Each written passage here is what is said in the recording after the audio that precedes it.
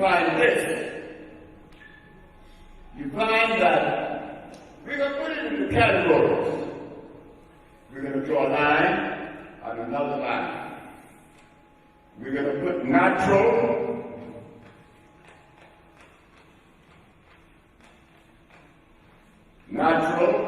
unnatural.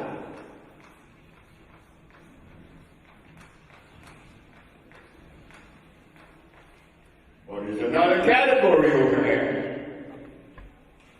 But we're not going to put it there yet. We have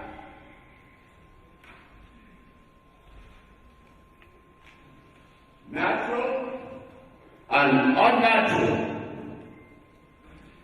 Why would we entertain unnatural? Why would there be?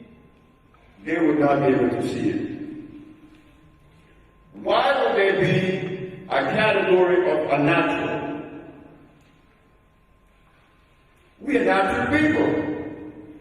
Why do something unnatural? So under natural, we're going to put burdock.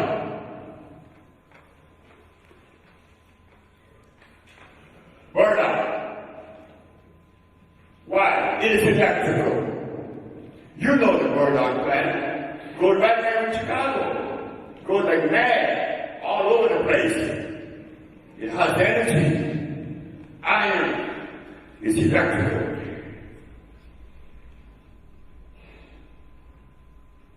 Under the unnatural,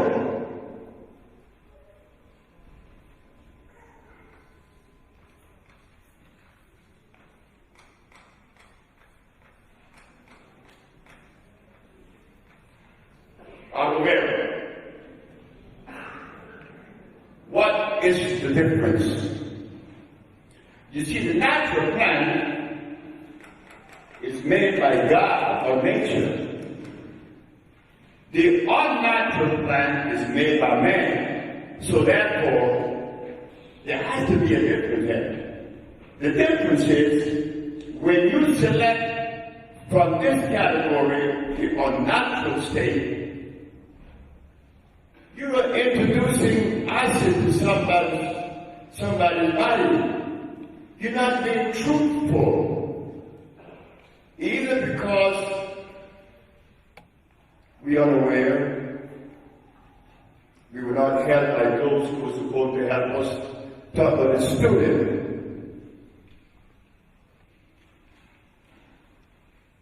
So he would give you peppermint, aloe vera, comfrey. Let's put it there, peppermint.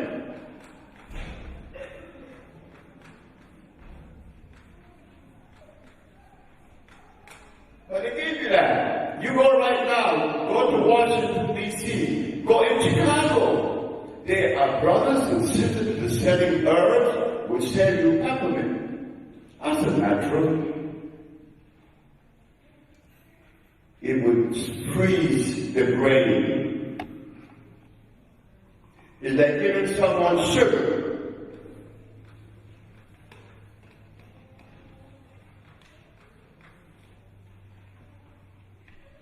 When you give someone sugar, you don't like that person. You don't like that person. You're showing them, I don't love you. I'm going to give you sugar. Why? It has glyceric acid. Glyceric acid, which would stimulate the body and cause you to be nervous. But many of our brothers and sisters are using that as medium to heal. Sugar, in many forms. Stevia is one of the ways that they give it to you. Sugar cane. I used to love sugar cane juice, but it is deadly. It is not something that should go in our mouth. So under the category of unnatural, we have those things. There's only a few of them. You know, the hog that we eat. Why do we eat a hog? Oh, because because God made it. No, God did not make a heart. God made everything that God made is good. Everything that God made is good. God did not make a heart. God did not make a mule. God did not make a horse. God did not make rice or beans. They tell you in their history. Grigor Mendel, the Jesuit priest in England, made all of your beans. Just put that up there. Beans. Beans? Why not beans?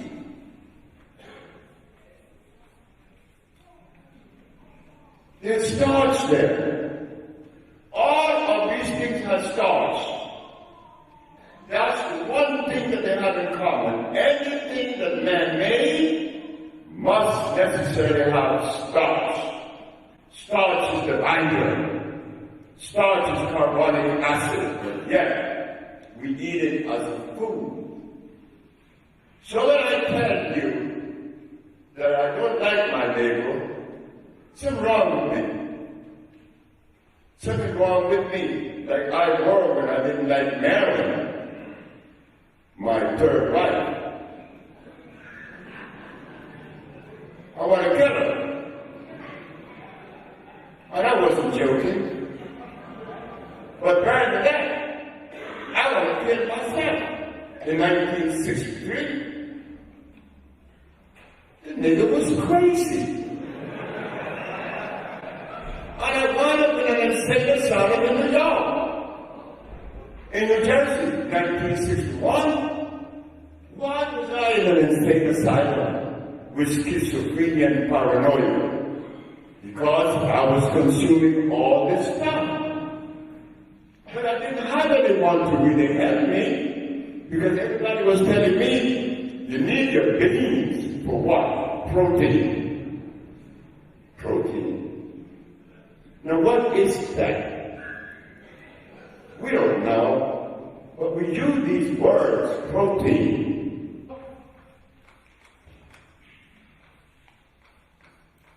When Dr. Steinberg noticed that I didn't give Akila any of this stuff like hog or meats or milk or cheese or eggs, she jumped sky high. You have omitted protein from Akila's diet. I said, what? You have omitted protein from Akila's diet. I said, but Dr. Steinberg, I don't know what protein is. You don't know? And you are a so-called, what are you anyway? I said, well, they say that I treat people with these herbs. They call me Dr.Sebi. And you don't know what protein? I don't know. You tell me. Well, she said, are you saying that protein is a necessary food? I didn't say anything like that. I don't know what protein is. Well, it is one of the 19 amino acids, the building blocks of life. Amino acids. Protein is one of the 19 amino acids, the building block of life. Now, what does the body have to do with amino acids? The body lives in an alkaline environment. Alkaline.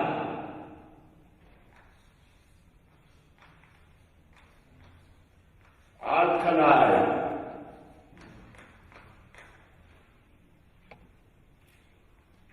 The body doesn't need any acids. Acids eats you up. Alkalinity preserves you. It's electrical. You will never find a battery saying acid battery. It's alkaline. It has life. I said, well, Dr. Steinberg, is it electrical? Is protein electrical? I don't know. I said, you don't know. But you're using protein as a premise, as a foundation. I'm the uneducated, you are the educated. I never been to school, so I expect from you a different behavior. Is it inevitable? Yes or no? When I don't know, well, that's good, because there are a lot of things that I don't know and I will never know. This forces me to ask you another question. What is sickle cell anemia, Dr. Steinberg? Well, sickle cell anemia is a disease that black people got 10,000 years ago because the blood went through mutation. I say, I'm more confused. I am more confused now than before. And the reason is because there is a brother of ours by the name of Dick Gregory that goes around the world telling folks that God gave us sickle cell to fight malaria. You tell me it's mutation. But Dr. Steinberg, I want you to know this today. That sickle cell is neither God nor mutation. Like the Gregory you were saying, it is the deprivation of iron fluoride. That is sickle cell, I should know, because the little girl no longer has sickle cell anemia. But they don't want to hear that. It's coming from a black man, an uneducated black man at that. Oh yes, I am. I'm proud to say why. I am not the property of anyone's philosophy.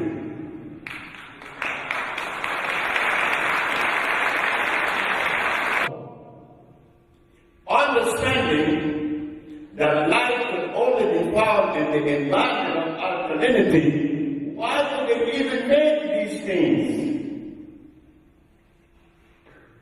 Why was that necessary? But wait, they're going to take you into another zone. Now they already took you from the natural to the unnatural, but to get back from the unnatural to the natural is only a little thin line. They created another category for you.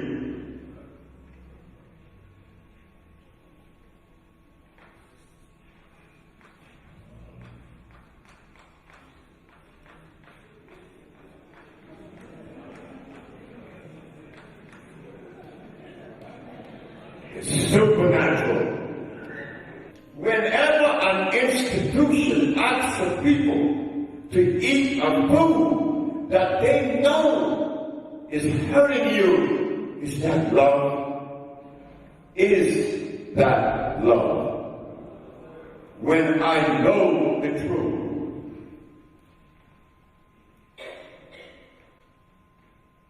Why would they do that? Look, I was down in Mexico, a place named Cuautla Moreno. I saw an herb, and I asked the herbalist, what herb is that? He said, that's Damiana. I said, may I have a kilo? He said, no. The Mexican told me, no, I am not going to sell you that herb. I said, well, why? He said, your license plate on your car. I said, what does my license plate on my car have to do with that herb? He said, everything. Your license plate says California. And the best Damiana come from California. If I tell you mine, I am not being truthful. Look at the level of integrity of that Mexican. Well, I'm driving down 3rd Street in Memphis, and I saw a line of folks trying to get into the store. there, I don't know, but I will stop my car. And when I go in there, hog balls, chitlins, pig snout, pig ears, selling that to us, they're telling you, I don't like you. Eat this. Come on now. I thought you loved me. You know, or like when I go in front of a guru, he's not being truthful. Because when God put black folks in Africa, everything the black folks needed was right there. God did not put me in Africa and then he omitted a component that I need to go to Japan to get, India, Europe, or Arabia. I don't need any of them. And because I felt that I needed them, they led me. Please lead me. I need a leader. Can't you see I need a leader? I'm blind. I need you to lead me. But the leader, instead of being truthful and kind and understanding, he tells you it means eat hot balls, eat lamb. You don't love me, or something wrong with you. Look at the abuse. I stood by for years and listened to that and watched that, even today. Nothing I can do. You think I feel good when I watch a brother eating a piece of lamb chop? You think I don't know the damage he's doing? Then when I thought that when I stopped eating hog, that I stopped eating the trichina worm,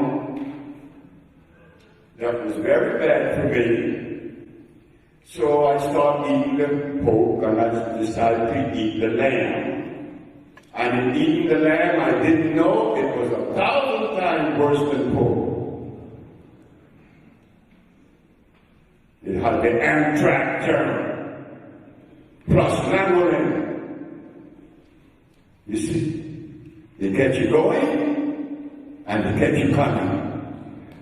So in this category over here, there are products. There are products that goes under this category.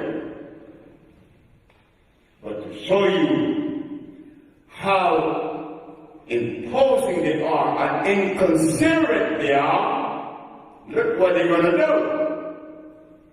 The products under the natural could be seen. The product under the unnatural you could also see. But the product under the supernatural,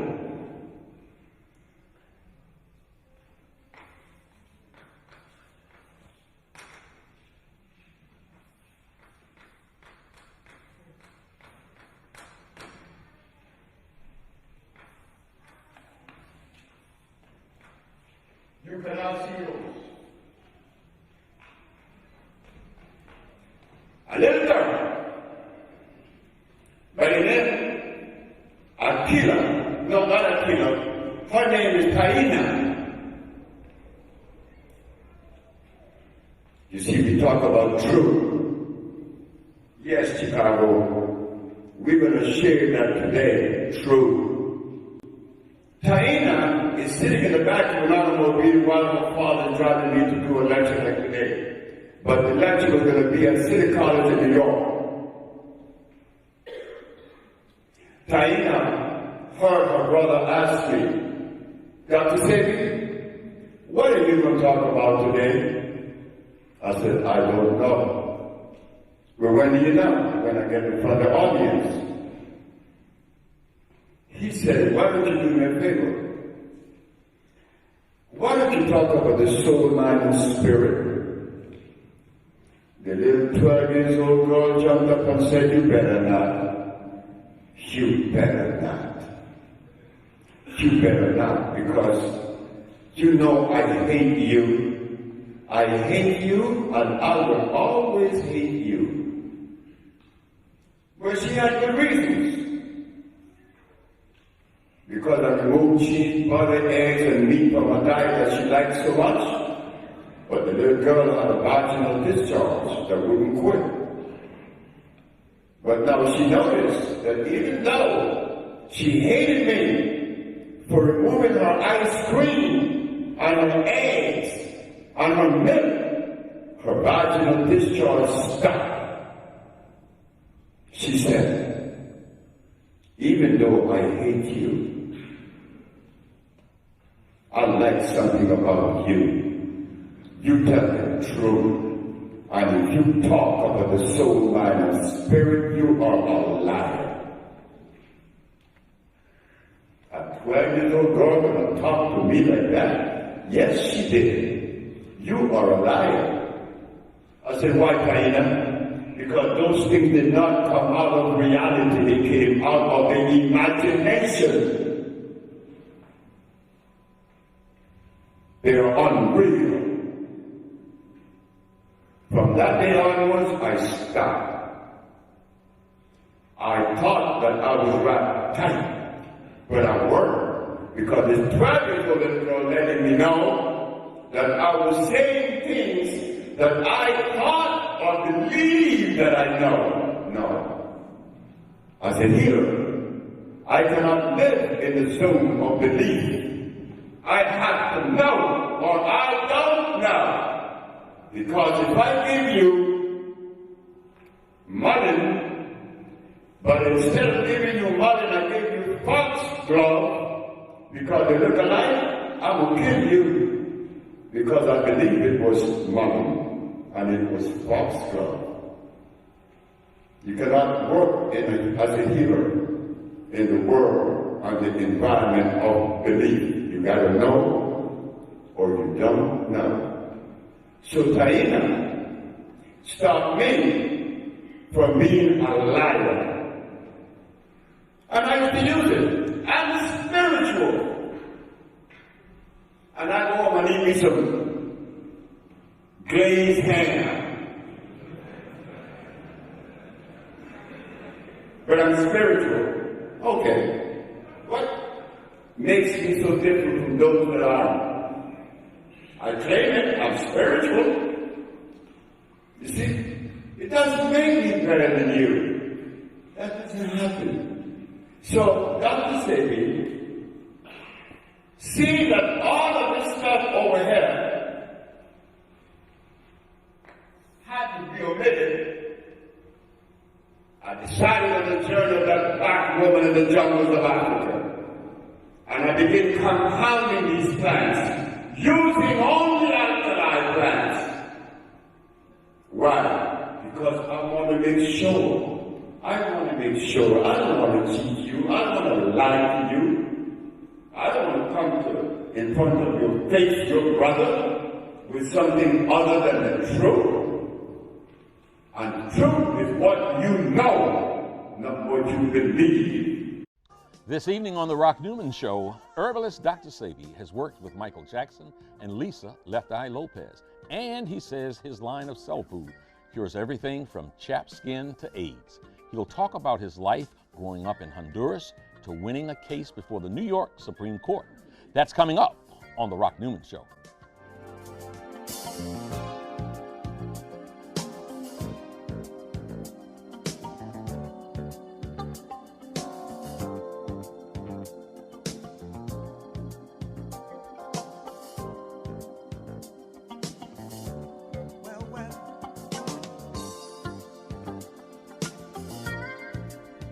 Welcome to the Rock Newman Show from the campus of historic Howard University, located in the nation's capital. I'm Rock Newman, and it is my desire to inspire you with personal stories of extraordinary achievement. Herbalist Dr. Sebi has cured himself and others of addiction, obesity, and depression. But when he claimed to cure AIDS, he found himself arguing in his own defense before the New York Supreme Court, a case he won. He joins us now to talk about the case, his life, and his incredible work. Thank you so much for joining us. We want to find out today, we want to know everything about you today. Okay? Now, I've got viewers out there who I'm going to bet some struggle with something that I've struggled with all my life. This handsome face right here is always a whole lot cuter when it's 40 pounds less on it. So we could start anywhere. Weight loss, age, cancer, whatever it might be. But if I want to lose, and some of my beloved viewers want to lose weight in a healthy manner, but in a fast manner, what should we do first? Well, in answer to your question, I have been struggling with weight since 1964. I was 291 pounds. Now, I only weigh 120, and I'm 6'2". I wanted to know what it would be like to be on the other side of being big. And I want to see the benefits of it, because I've been told that there is such thing as the standard weight per height measure. Yeah. But we cannot live by those measures. You're Those things 6'2" and 120. That's all I weigh, 120 pounds. And trust me, I haven't felt this good in my whole entire life. What I did in the last 6 months, approximately 8 months ago, I stopped eating for 64 days. But I made a mistake. I made a mistake because I had a speech to do in Philadelphia. And by not eating for those 64 days, I was going for 90 days. But I remembered I had a speech to do in Philadelphia. So when I went to do the speech, I fainted. I had to faint because I was talking too long and I was not eating for 64 days. Yeah. What I've done was to discontinue anything that had glucose. Glucose is the underlying enemy. Whenever you indulge in glucose, it would be difficult to lose fat. Mm-hmm. I live in Honduras, Yes. okay, and California. In Honduras, I discovered a plant known as Cusca. Okay. Cusca is a plant that the Maya used to use. Mm-hmm. And they used another one known as the teosinte. Okay. I eat those plants. Those plants does not have starch or glucose. Uh-huh. You will look at your body losing weight and you're going to get frightened. You use the word frightened. I've been afraid, I've been scared since I heard you say that you gave up food for 64 days. What did you do during that 64-day period of time that sustained you, that gave you enough energy to just even get up out of the bed? Well, I was in the village of Usha in Honduras. We have thermal waters there. We have a thermal water there that has a pH of 9.8. A pH of 9.8, meaning that this substance has a high level of oxygen. Uh-huh. And it is oxygen that the body needs, Okay. not rice or beans or a piece of meat. Mm-hmm. It needs oxygen. That is the fuel of the body. So I drink the water, and I would eating that Cusca. Uh-huh. This is a plant that I just discovered lately that the Maya used to eat. Okay. Cusca is delicious. It tastes like cucumber. Uh-huh. So I ate that, the Cusca plant, I drink the water, and that was it. And did you have like what would be your normal kind of everyday routine while you went that long without water? I hear you say you were coming to Philadelphia To do a speech. To speak. So you were traveling, and I mean, you just weren't, it's not like you were bedridden. You were active. No, I wasn't bedridden. Mm-hmm. I wasn't bedridden at all. I was working in the village because I have a lot of work to do. I have a lot of work to do in the village, building these huts and directing certain programs. Yeah. The organic electric agriculture program that I have going. Mm-hmm. So I was busy. You'd be surprised what water does. You see, water, I learned the uses of water in Ecuador. The people of Vilcabamba, their diet is 78% water, 22% solid. Uh-huh. Because the body doesn't need that solid food. It needs fuel, and the fuel comes oxygen and water. Let me ask you, you said the pH Yes, in your village, where the thermal water Yes. is 9.8. 9.8. And that is compared to what would be in the American water system here. Any idea? Well, 9.8 is a very high level pH. It's hydrogen ion concentration. A high level of pH ensures that you have the amount of oxygen that the body needs, also the minerals. You find that in the thermal waters. In America, there is water here because there was Trinity. Trinity water was thermal, and it was 9.8. Uh-huh. Yes, you find it in America also. Uh-huh. So let me ask you, so in essence, aside from the plant and the water, you fasted from all other kinds of solid, Oh, yes. solid food. Oh, yes. Okay. How long ago was that? That was only about 8 months ago. Uh-huh. And you have a baby on the way now. Yeah. She's pregnant. Okay. You're 82 years old, and I'm putting some emphasis on this because it is highly unusual. Do you maintain that it shouldn't be so unusual, or that it's not something so extraordinary about you that other men ought to be able to produce? Men could do it. Other men could do it. Any man could do it. What I did was to depart from the usual diet Yeah. that most men indulges, changing the diet, because remember, I was impotent. I was impotent at 30. Mm-hmm. How was it that I could have been impotent at 30 and I'm making babies in my 80s? A whole lot of viewers out there want to know. Sure. But see what happened, the information that I got in 1964, many brothers and sisters may not have received that message yet. And that message is what? That message came from a Mexican. The message was showing gene food consistency, meaning your cellular predisposition determines what you should eat. Uh-huh. So when I went to Mexico, I had already traveled to Russia. I was in St. Petersburg. I was in London.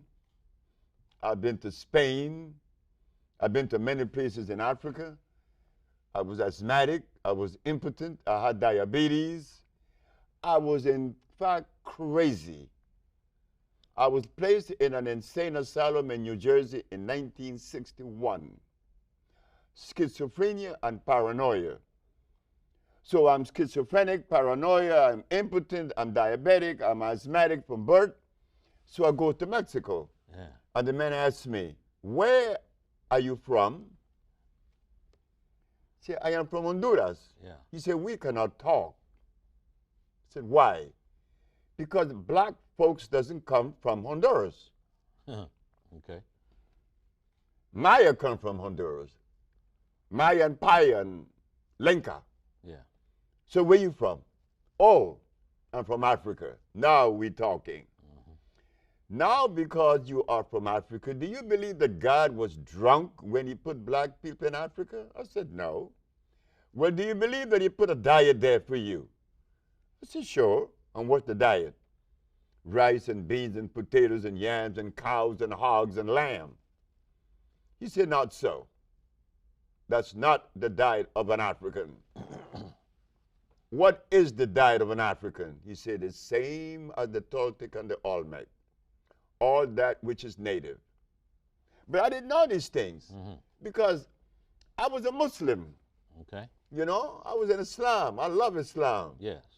Islam gave me a whole lot of good things. I mean, I met Elijah Muhammad. Okay. I met the messenger, talking to him like I'm talking to you. Okay.